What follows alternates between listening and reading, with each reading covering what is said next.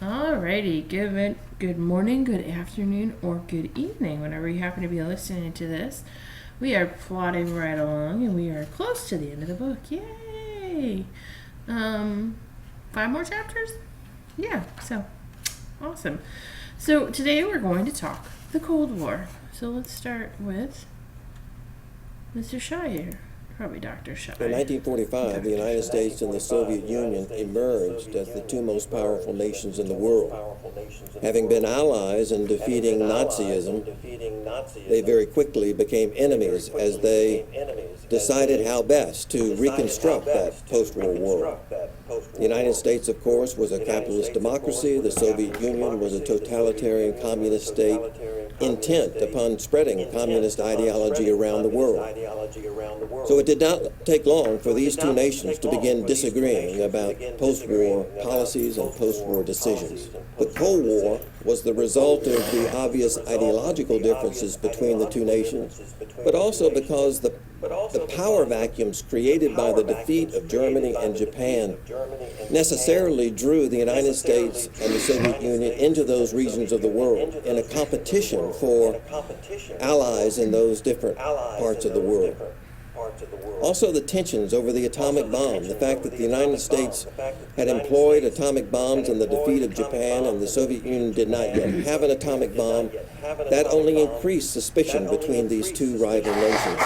That Cold War was largely a war of words and threats and mutual suspicions. Fortunately, it never would become a shooting war between those two great nations.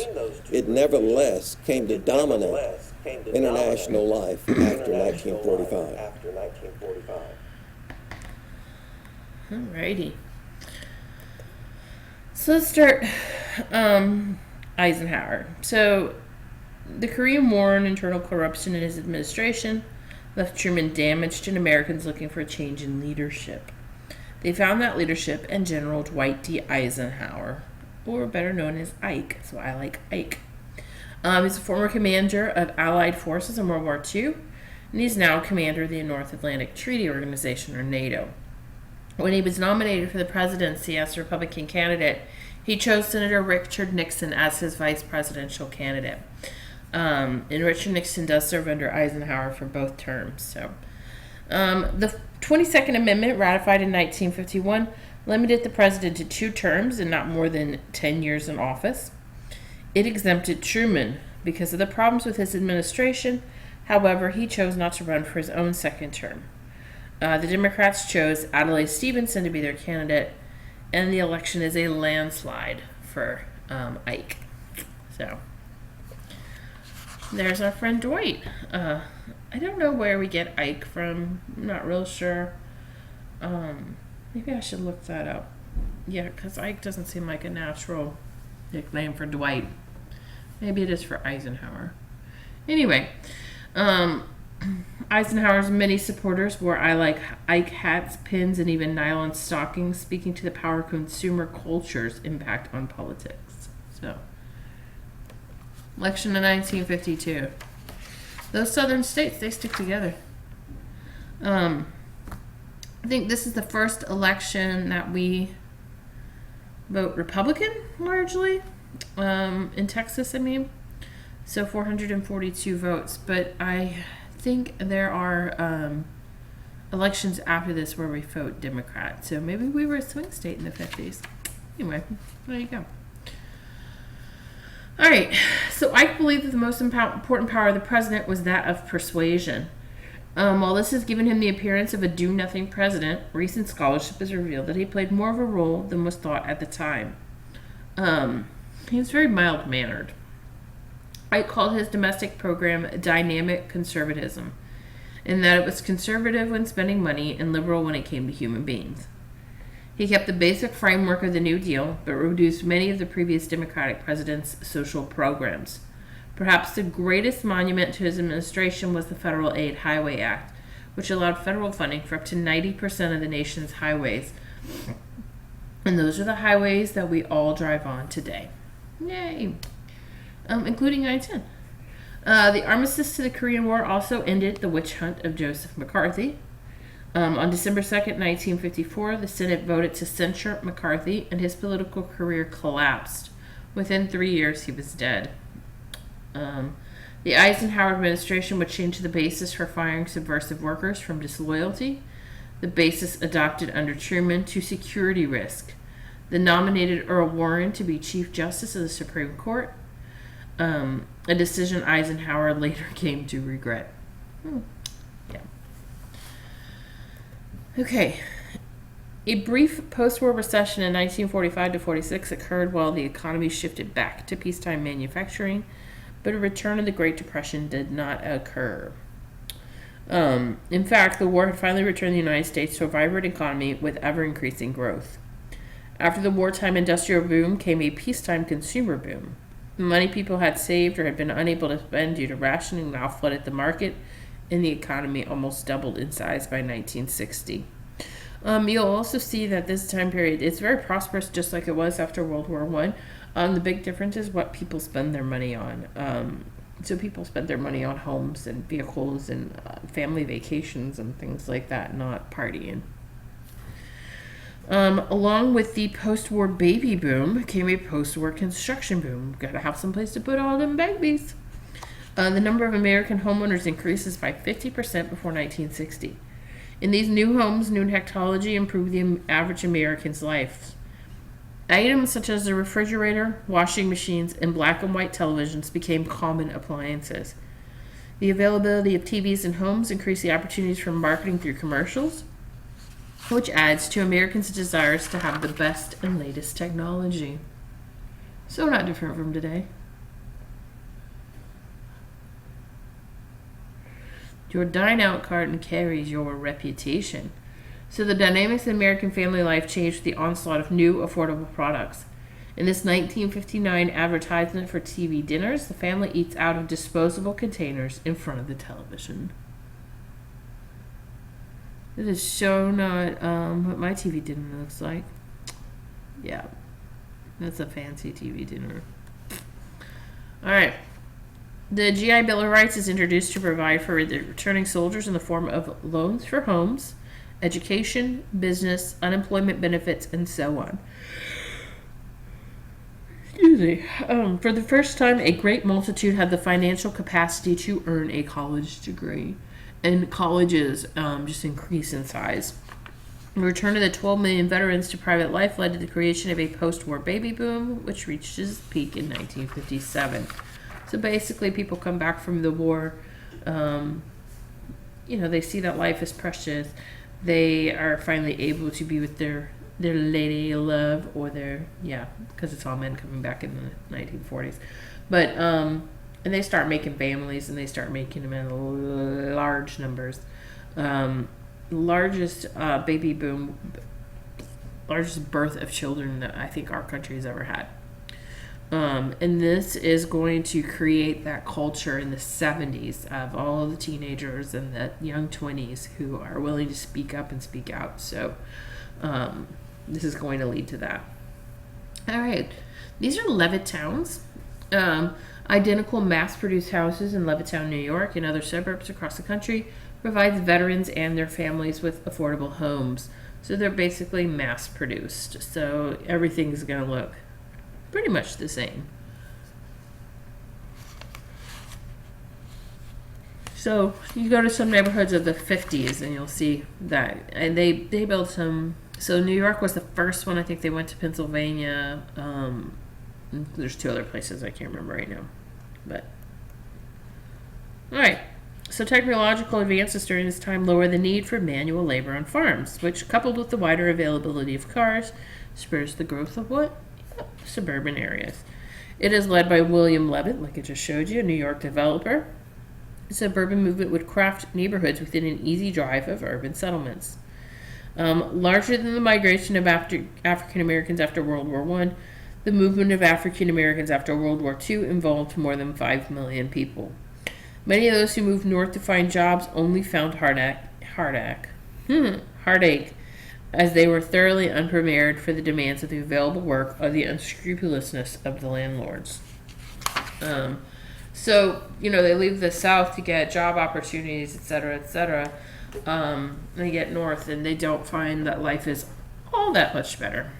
So, all right, for the first time in history, by the mid 1950s, salaried workers outnumbered hourly wage earners. Big business had grown larger during World War II as the government had relaxed antitrust enforcement to provide for the war effort. After the war ends, most women are encouraged or forced to quit their jobs they had taken to allow their journeymen whom they had replaced to return to work. So we had to send people back. Oh, okay, sorry, a lot to yawn this morning. We had to send women back to where they belong, in the house, taking care of the children and cleaning the house. So, yay, women. All right. During this era, Americans would join churches and synagogues in record numbers. Conservative Protestants would find allies among Republicans in their quest to reaffirm America's commitment to Christian values. Many critics of post-war life attacked the complacency and conformity that most Americans seem to have adopted. Some argued that the cookie-cutter approach to building houses in the suburbs was indicative of this problem.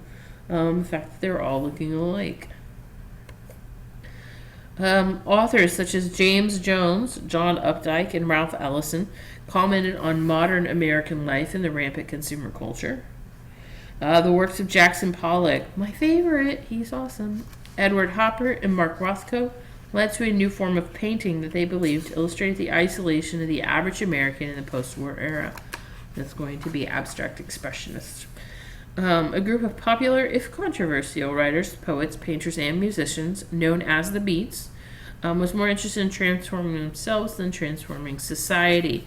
The Beats are going to end up in San Francisco, or they're going to be in San Francisco, and they're actually going to start to create that hippie culture that becomes so popular in the 70s. So the Beat community fostered in its members a frenzied desire to experience life in all of its intensity, including the cultural realm.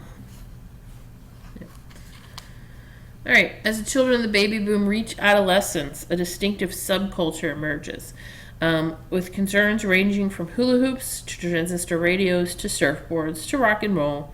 These teenagers did not know about economic turmoil. They had been born into the post-war consumer culture. However, underneath this prosperity, there would be a rise in juvenile delinquency, with over 1 million teens arrested every year by 1956.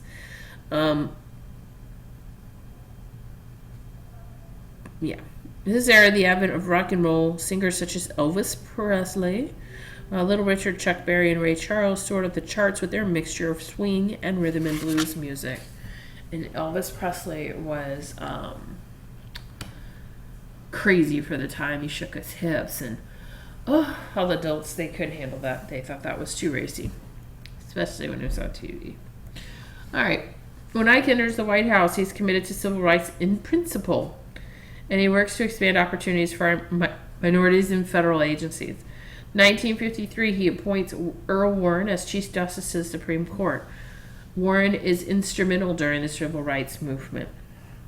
Since the 1930s, the National Association for the Advancement of Colored People, or the NAACP, had worked to overturn the separate but equal segregation rule established in Plessy versus Ferguson. So in 1950, you have Sweatt versus Painter. The Supreme Court of the United States ruled that the rule was not followed at the University of Texas in order the state to remit it or to allow African Americans to attend. So basically, Thurgood Marshall, he fought several cases before getting to Brown versus the Board of Education. When you go to court, you want precedents. You want to say, you have to rule in my favor because so-and-so has done that before. And so what they did prior to leading up to Brown versus the Board of Education, they fight a bunch of small battles. And so this is one of the small battles that they fought. So Herman Sweatt was a law student who wanted to attend the University of Texas Law School. I accepted him and put him in his own colored people law school. which was not equivalent in any stretch of the imagination. The libraries were not equivalent. The faculty teaching them was not equivalent. It was very small numbers, so they didn't have the same classroom experience, etc. And so this case makes it up to the Supreme Court. And they actually determined that those law schools are not equal.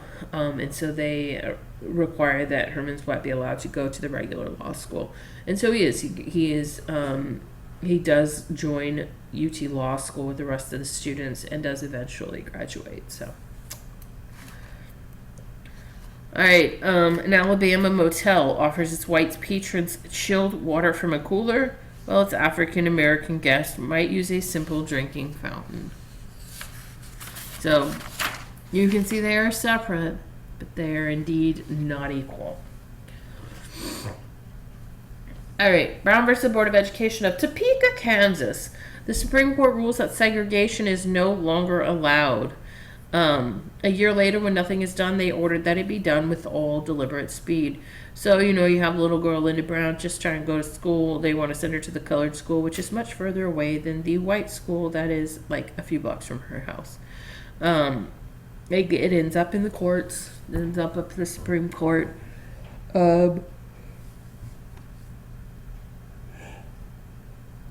They reversed the Plessy versus Ferguson ruling, saying that it's okay to be separate and equal.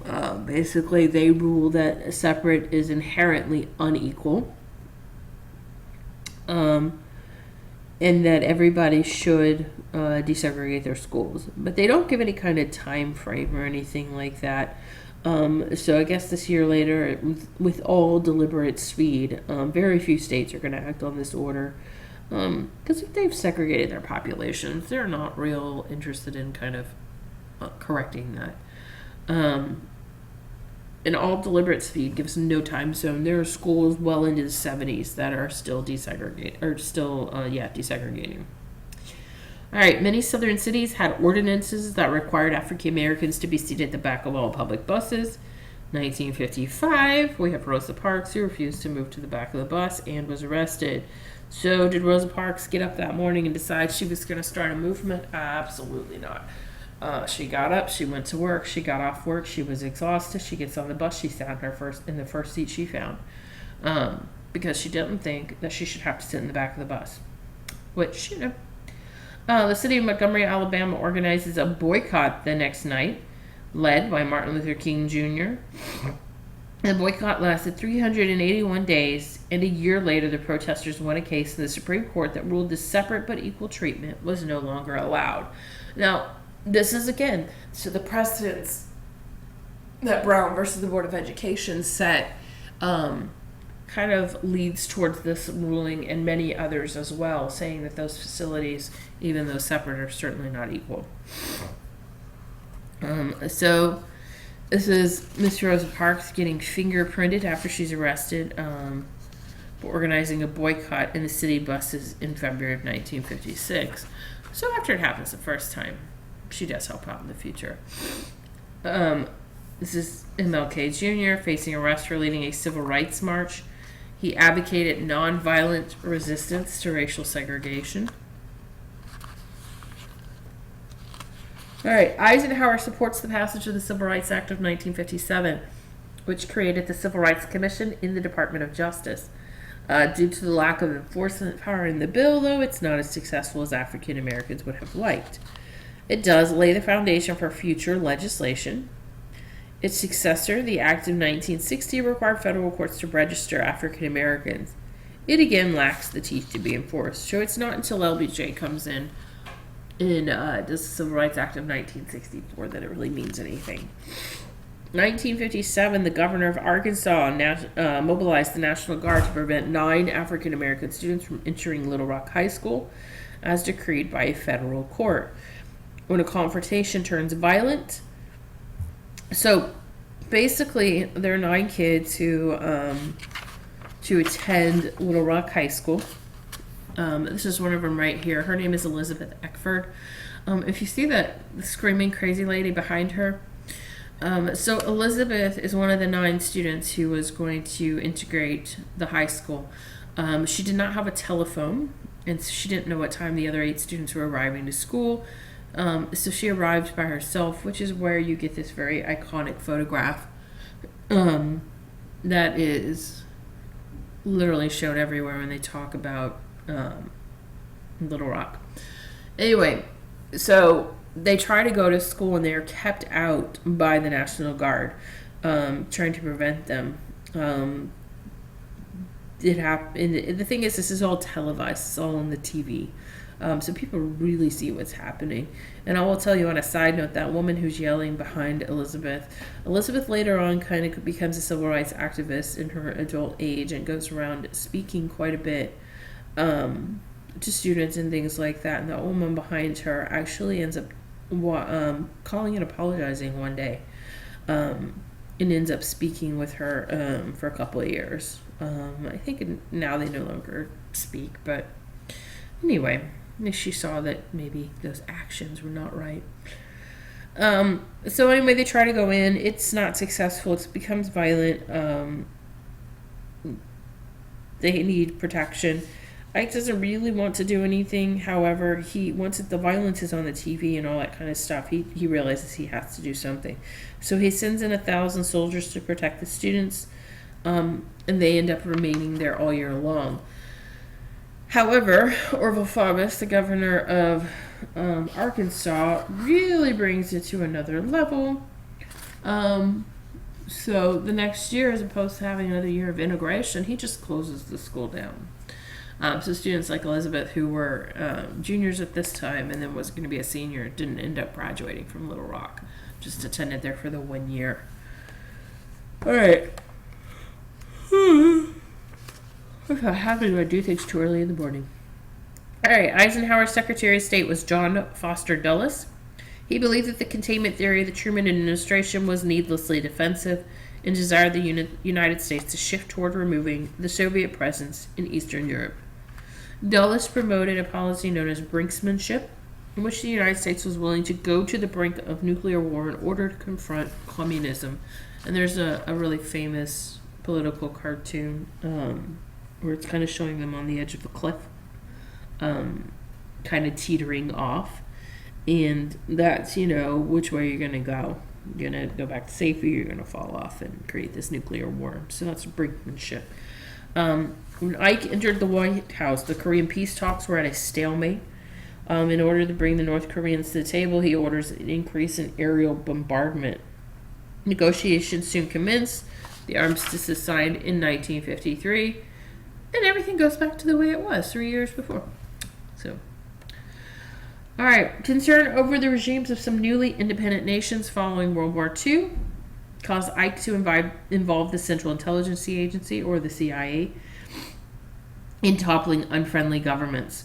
These actions will illustrate that the United States had finally cast off its isolationist stance and had become fully involved in the escalating Cold War. So by the early 1950s, most of the British colonies in Indochina were either independent or about to become independent. However, the French and the Dutch, who also had colonies there, were not as willing to grant this status and resisted all efforts. So one such area was French Indochina. This is going to include modern-day Cambodia, Laos, and Vietnam.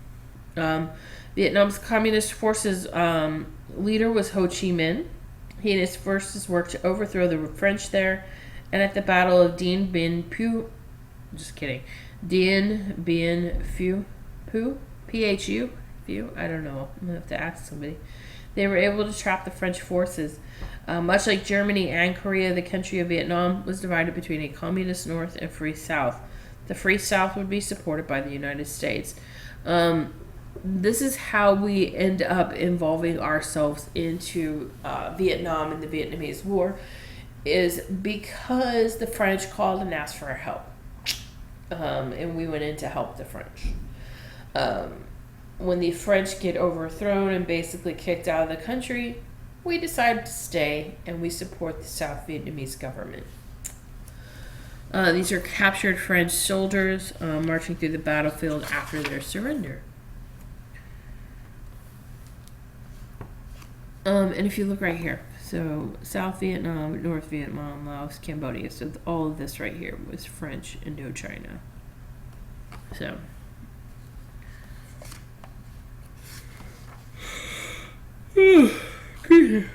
All right, Eisenhower renominated for the presidency in 1956. The Democrats nominate Stevenson again. However, aided by the crisis in Hungary and Egypt, Ike is able to win another landslide election. You think they'd have realized the first time? Adlai Stevenson, not the best candidate. Anyway, Stalin dies in 1953, and the new premier of the Soviet Union was Nikita Khrushchev. As premier, he planned to lessen Stalin's policies of control over the satellite nations and allow some independence. Hungarian leader Imre Nagy announced that he was taking Hungary out of the Warsaw Pact in 1956. The result was an invasion by Soviet forces and Nagy's overthrow. Khrushchev letting him be a little more independent.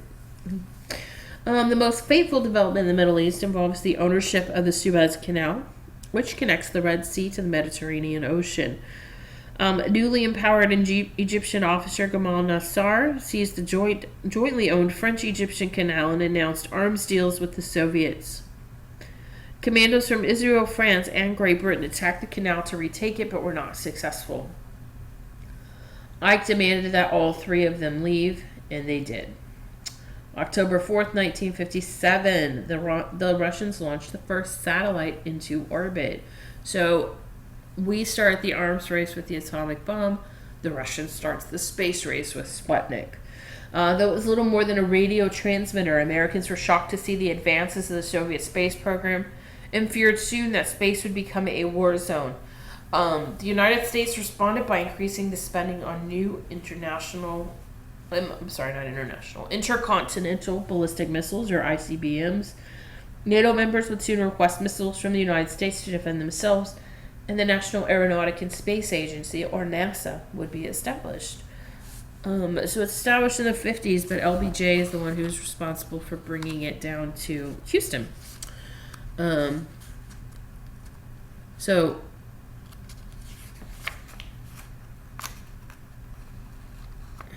right here is the Suez Canal in this area, so between the Mediterranean and the Red Sea. So right here, so you can see countries that are here are going to want to take advantage of that, getting out to an ocean.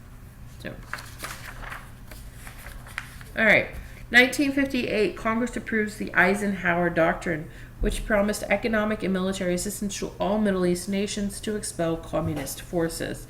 The creation of the United Arab Republic, the overthrow of the pro-Western regime in Iraq, and an appeal to send forces to Lebanon to support the tottering government there all marked this time period. Berlin is still divided, as it had been after World War II. Khrushchev was losing thousands of East Berliners to West Berlin. He requested a summit in 1960 to discuss the Berlin issue. This is Nikita Khrushchev right there. Looks like he's waving, but I think maybe he's speaking. Alright, the planned summit takes a turn for the worse when the United States spy plane, AU-2, was shot down over the Soviet Union. When the supposedly unmanned plane was revealed to have been piloted by France's Gary Powers, Eisenhower takes full responsibility, but refuses to repudiate the flight. Thus, the summit ends. Fidel Castro's communist forces defeated the Cuban dictator Fulgencio Batista after 2 years of fighting in 1959. Originally, Americans hoped that Castro would reform the government, but soon those hopes were dashed. He instead nationalized all foreign-owned property, of which the majority was American, and redistributed the land. And why is it American? Because Cuba was a protectorate of the United States based off of the results of the Spanish-American War. 1960, Castro signs a trade agreement with the Union of Soviet Socialist Republics. The United States reacted to these actions by limiting importation of Cuban goods. Basically, we wouldn't buy Cuba's sugar anymore because we were mad at Castro, and so they need to find someone else to buy their sugar, and that's when they turned to the Soviet Union. So, but I will say that's not quite what causes what it ends up being. There's still some things that are going to happen between us and Cuba. All right, during Ike's second term, Alaska and Hawaii are added to the Union, so in the 1950s. The nation also enters a brief slump, but soon rebounds. Many historians at first viewed Ike's presidency as having accomplished but very little, but recent scholarship has shed light on his policies' long-lasting effects. So, I like Ike. Do you? All right. So that is all I have for you today. I guess hope you have a good morning, afternoon, or evening.